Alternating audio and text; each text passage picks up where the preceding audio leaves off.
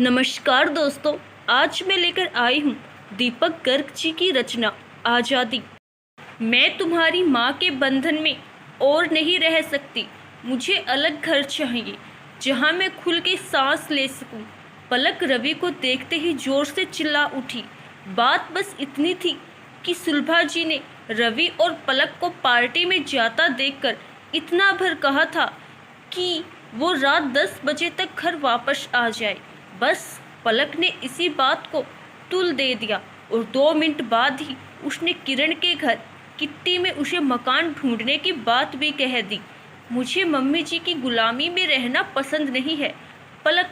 तुम्हारी तरह एक दिन मैं भी यही सोचकर अपनी सास से अलग हो गई थी।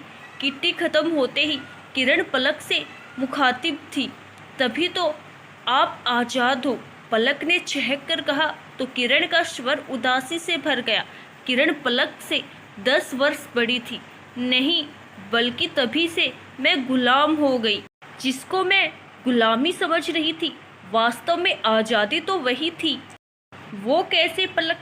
जब मैं ससुराल में थी दरवाजे पर कौन आया मुझे मतलब नहीं था, क्योंकि मैं वहाँ की बहू थी। घर में क्या चीज़ है क्या नहीं इससे भी मैं आज़ाद थी।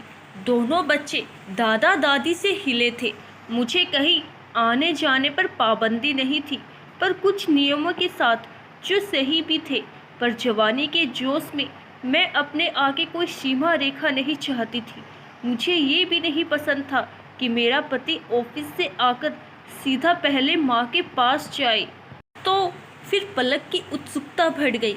मैंने दिनेश को हर तरह से मना कर अलग घर ले लिया और फिर मैं दरवाजे की घंटी, मेहरी, बच्चों धोबी, दिनेश सबके वक्त की गुलाम हो गई। अपनी मर्जी से मेरे आने जाने पर भी रोक लग गई, क्योंकि कभी बच्चों का होमवर्क कराना है तो कभी उनकी तबीयत खराब है। हर जगह बच्चों को लेकर नहीं जा सकते, अकेले भी नहीं छोड़ सकते, तो मजबूरन पार्टियां भी छोड़नी पड़ती। जबकि ससुराल में रहने पर ये सब बंदिश नहीं थी। ऊपर से मकान का किराया और फालतू के खर्चे अलग। फिर दिनेश भी अब उतने खुश नहीं रहते। किरण की आंखें नम हो उठी। फिर आप वापस क्यों नहीं चली गई? किस मुंह से वापस लौटती?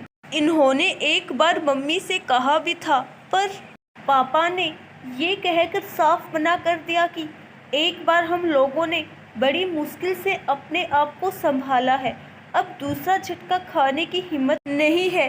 बेहतर है अब तुम वही रहो। ओह पलक, घर से बाहर कदम रखना बहुत आसान है, पर जब तक आप माँ बाप के आश्रय में रहते हैं आपको बाहर के थपेड़ों का तनिक भी एहसास नहीं होता। माँ बाप के साथ बंदिश से ज़्यादा आज़ादी होती है, पर हमें वो पसंद नहीं होती। एक बार बाहर निकलने के बाद आपको पता चलता है कि आज़ादी के नाम पर खुद अपने पाँव में जंजीरें डाल ली। बड़ी होने के नाते तुमसे यही कहूँगी, सोच समझ कर ही ये कदम उठाना। मन ही मन ये गणित दोहराते हुए पलक एक क्षण में निर्णय ले चुकी थी। उसे किरण जैसी गुलामी नहीं चाहिए। घर की ओर चलते बढ़ते कदमों के साथ साथ ही वो मन ही मन बुदबुदा रही थी कि घर पहुंचते ही सासू माँ के पैर छूकर क्षमा मांग लूँगी और सदा उनके साथ ही रहूँगी। माँ बाप के साथ नहीं रखा जाता, माँ बाप के साथ रहना होता है। आशा करती हूँ दोस्तों आपको हमारी आज की कहानी ज़रूर पसंद आई होगी। अपनी राय कमेंट बॉक्स में ज़रूर बताइएगा। धन्यवाद।